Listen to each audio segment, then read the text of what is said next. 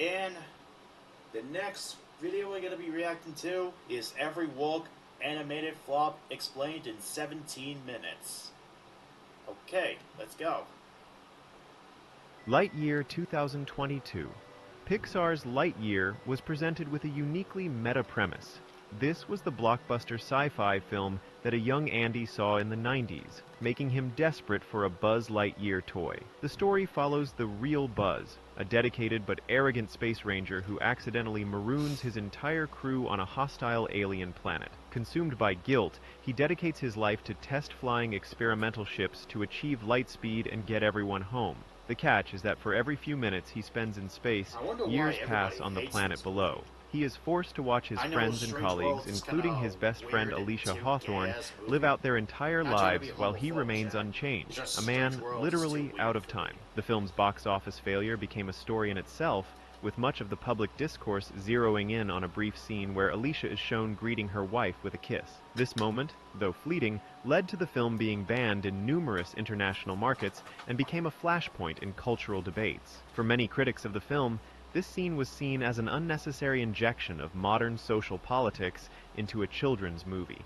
However, attributing the film's flop solely to that moment overlooks its more fundamental problems. The core concept was confusing. Audiences were not watching the toy they grew up with, but a more generic and less charismatic sci-fi hero who happened to share his name. Divorcing Buzz from the Toy Story ensemble and replacing Tim Allen's iconic voice work with Chris Evans created a profound sense of detachment. Okay, that's just a bit non-canon. That's not even canon, bro. The supporting cast of rookies felt underdeveloped, and the narrative, with its time dilation mechanics and a predictable Zurg twist, lacked the signature emotional heart that defines Pixar's greatest successes.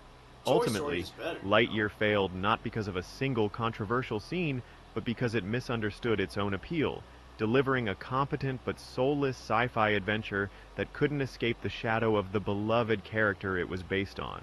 Well, I'm about to fix that. To infinity and beyond.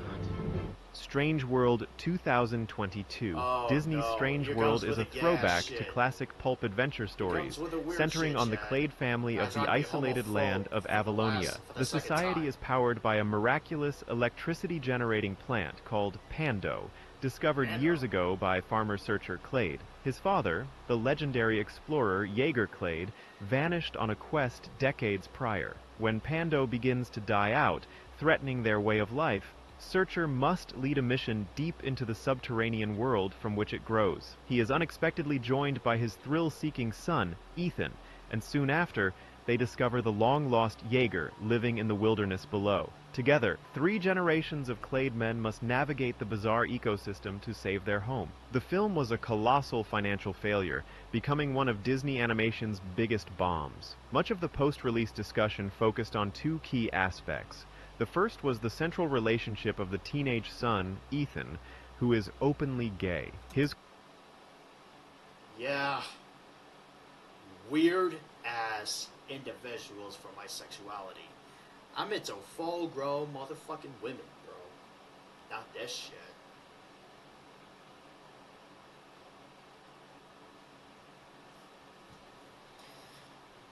At least Elio is great, I think.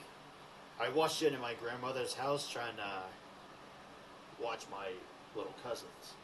Crush on another boy is treated as a normal, accepted part of his character, a move that, while praised by some for its progressiveness, was criticized by others as agenda-driven storytelling. The second, and more central element, was the film's overt environmentalist message.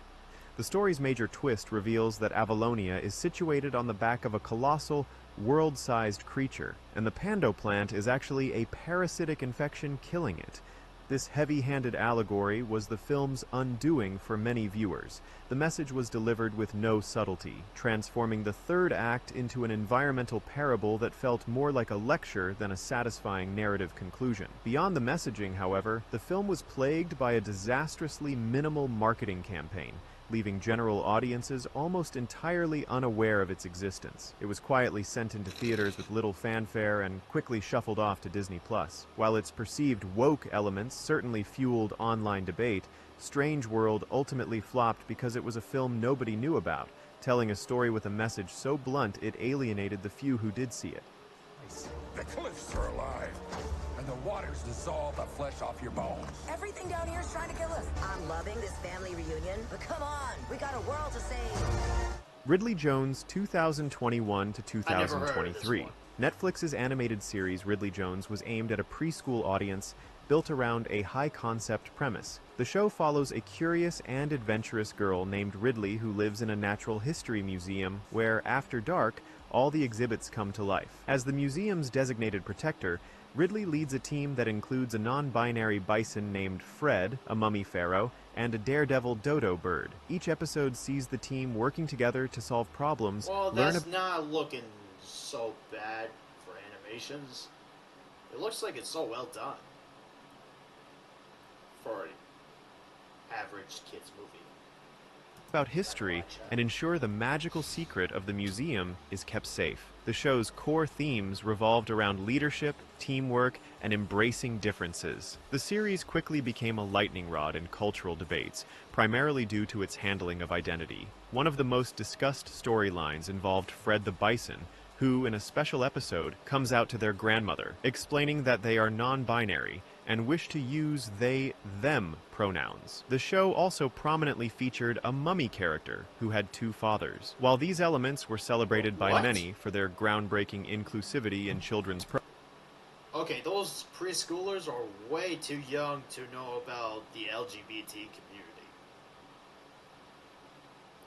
They were like, wait, how are we born if we have two dads?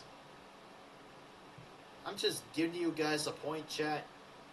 The reason some of you kids who has adopted have two dads is because some of you guys were adopted by two fathers, so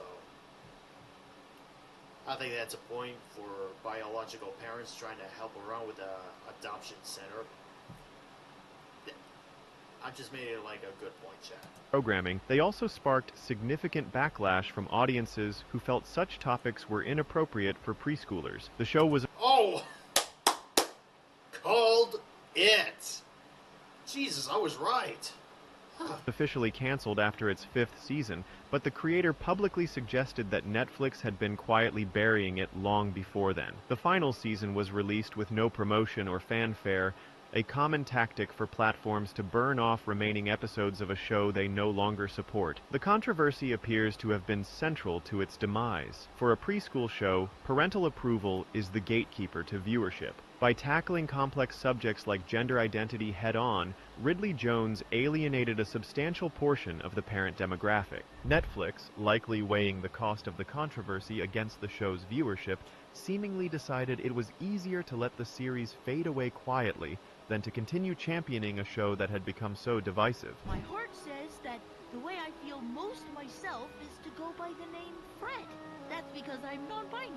Elio 2025. Pixar's Elio tells the story of an imaginative, lonely 11-year-old... Of course, Elio got leaked. Of course. It just came out this year, like a few months before my grandmother passed away.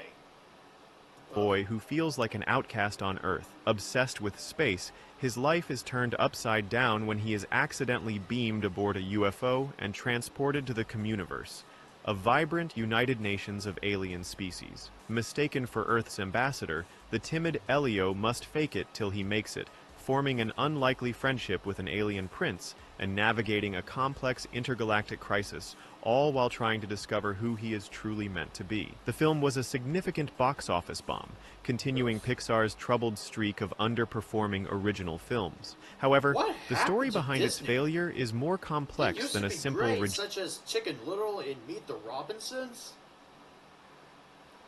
and Inside Out too. But now they're trying to make actual new types of movies that turn into shit. rejection by audiences. Reports that surfaced after its release detailed a troubled production, alleging that the film was fundamentally altered from its original What vision. The happened? movie's first director, Adrian Molina, reportedly envisioned the main character, Elio, as queer-coded, with subtle hints at his identity.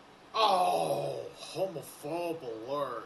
Homophobe alert. identity. According to insiders, these elements were progressively sanded down and removed by studio leadership, who were wary of potential controversy following the backlash to films like Lightyear. This creative overhaul appears to have been the film's fatal flaw. Molina eventually left the project, and the final product was seen by many critics and former employees as a compromised, generic version of a more personal story. In its attempt to dodge the go woke, go broke accusations, Pixar seemingly stripped the film of its specific point of view and emotional core, leaving a story that felt hollow and formulaic.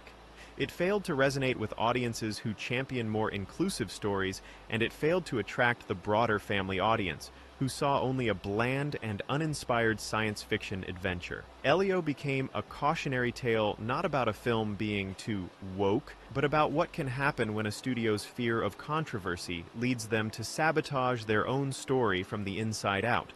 Oh,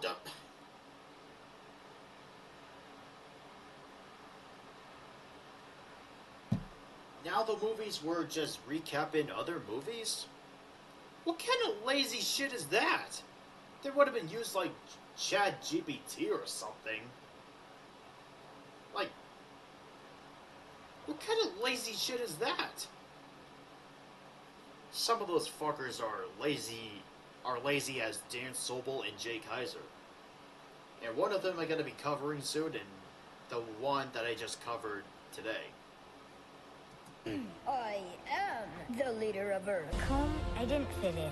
I thought Earth was the problem. But what if it's me? Well, I like you, and you seem fine to me. Masters of the Universe, Revelation 2021. Billed as a direct spiritual sequel to the beloved 1980s cartoon, Masters of the Universe, Revelation was meant to be a dream come true for longtime fans. Helmed by geek icon Kevin Smith, the series promised to finally mature the world of Eternia, picking up where the original left off and resolving dangling plot threads. The story begins with a massive battle for Castle Grayskull, which culminates in what appears to be the heroic sacrifice of He-Man and the death of Skeletor. With Prince Adam gone and magic fading from the land, his loyal friend and captain Teela discovers the secret he kept from her his entire life. Feeling betrayed, she abandons her post and becomes a mercenary. Years later, she is reluctantly recruited for a quest to reforge the Sword of Power and save all of existence. The show was met with a massive and immediate fan backlash that defined its legacy.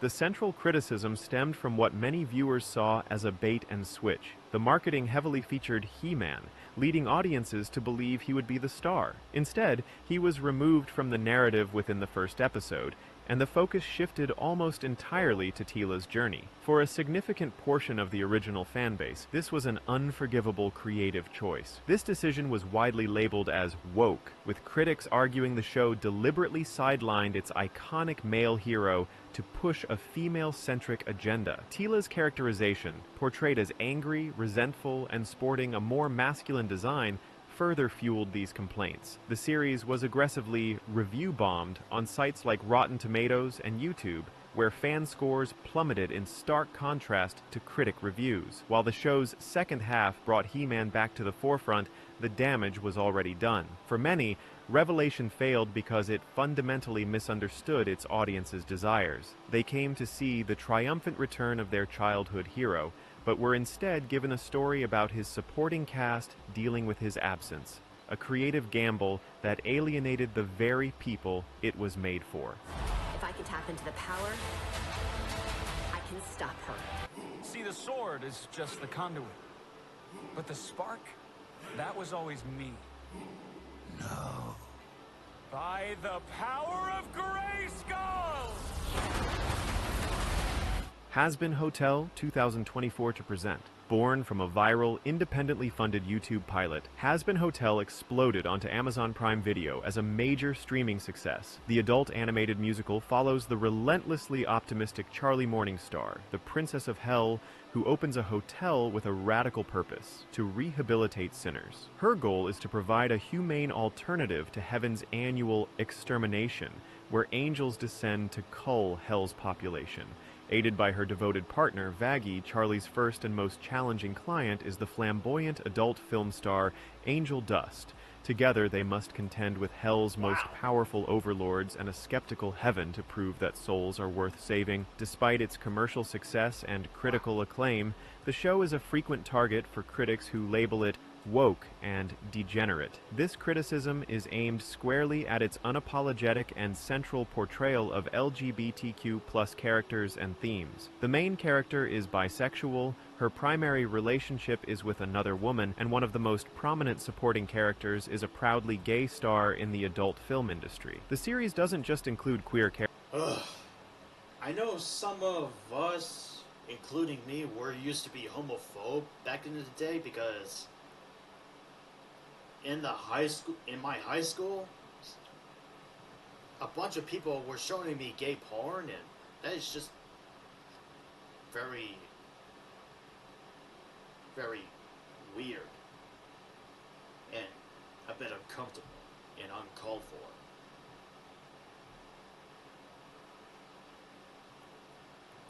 And let me think.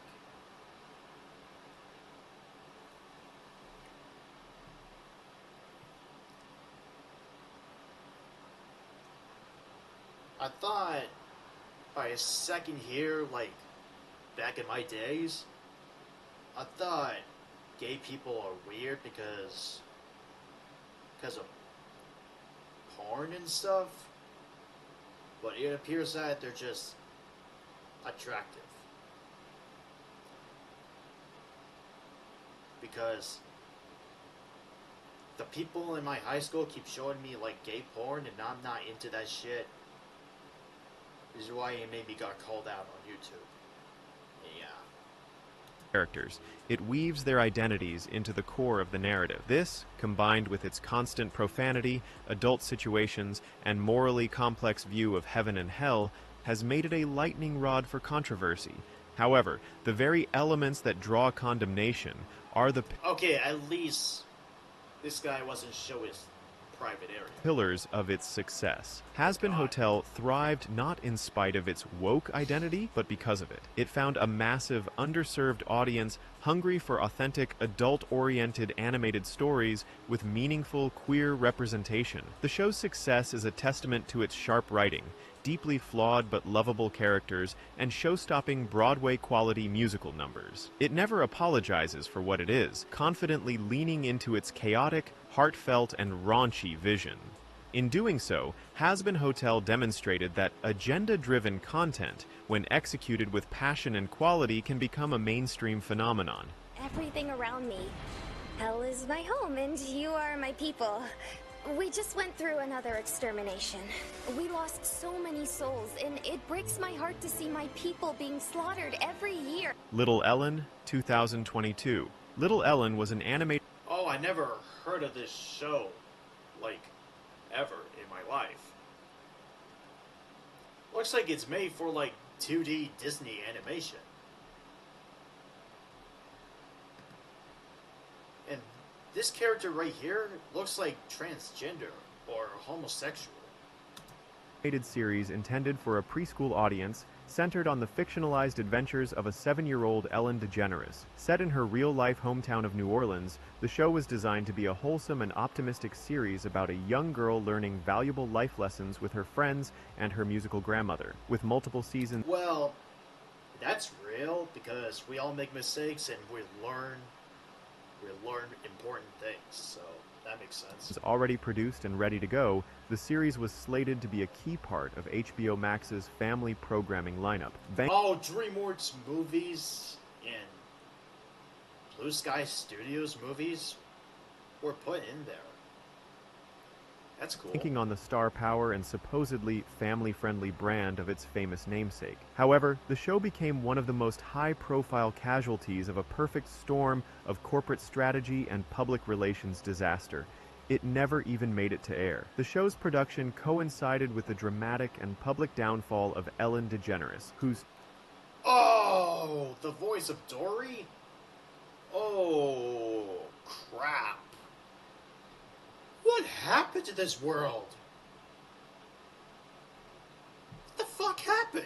Talk show became embroiled in a massive toxic workplace scandal.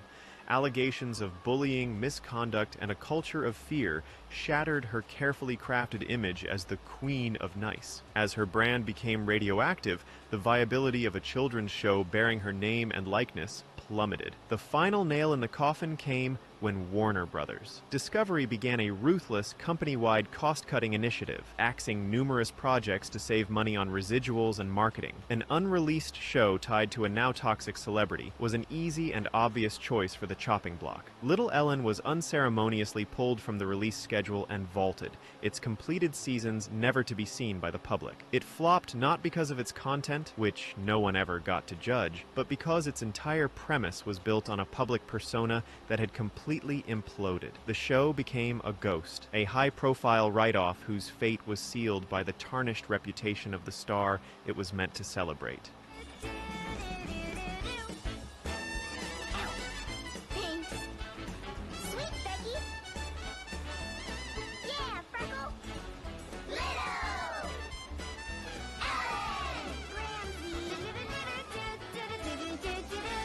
The Prince, 2021. Oh, the Family Guy looking animation. There it is. Created by Family Guy writer Gary Janetti, The Prince was an animated satire for HBO Max that presented a fictionalized, behind-the-palace walls look at the British royal family. The series took the unique and controversial approach of telling its story through the eyes of an 8-year-old Prince George, who was reimagined as a catty, acid-tongued tyrant, hilariously out of touch with the real world. Through his perspective, the show lampooned every senior member of the royal family, from Queen Elizabeth and Prince Charles to the Duke and Duchess of Cambridge and the Duke and Duchess of Sussex. Each episode followed George as he navigated his privileged life, attended school, and passed judgment on his family and the world at large. The show was dead on arrival, met with a wave of intense criticism and backlash from the moment its concept was announced. It was canceled swiftly after... Yo, what the fuck did they do? What did they do? People are so fucking sensitive nowadays. Even though we don't like SML using cheese pizza jokes without getting exposed. What the fuck? Just one season. What did they ever The central, do to you? insurmountable issue was the show's premise of satirizing real-life children.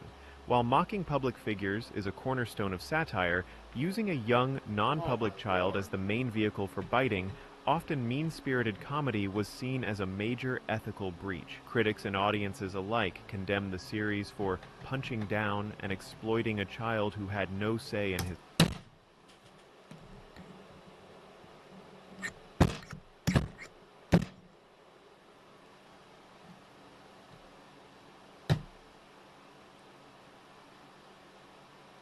Really?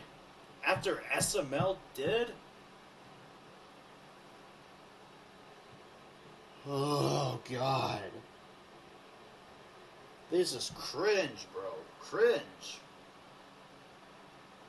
Nobody does this shit anymore, dude. Public life. It was It's illegal criticized now. for being needlessly cruel. The humor, which relied on portraying a young boy as petty and entitled, felt cheap and uncomfortable. No matter how sharp the writing on other characters might have been, the show could not escape the deeply problematic nature of its central conceit. Its swift cancellation was a direct result of this public outcry, proving that even in the world of adult animation, there are lines that audiences are not willing to see crossed, and targeting children is chief among them. OMG, coffin emoji. I love Kelly Ripa. I feel like we could be friends. What are your thoughts on this? Ugh. You know what, guys? I think I just had enough reactions for now. This is getting out of hand, and the first, the other videos that I just react to it tonight, it's just... Oh, it always have to be, cheese pizza jokes. Nobody does this shit anymore. Because I got exposed for doing this type of shit, and thinking that's just for entertainment purposes only. And people just got fucking sensitive and act like disabled children for no fucking reason, and decided to expose me for no fucking reason. Anyways, guys, thank you guys for watching. Comment, like, share, sub, and hit that bell for more content, and donate me on PayPal. And I'll see you guys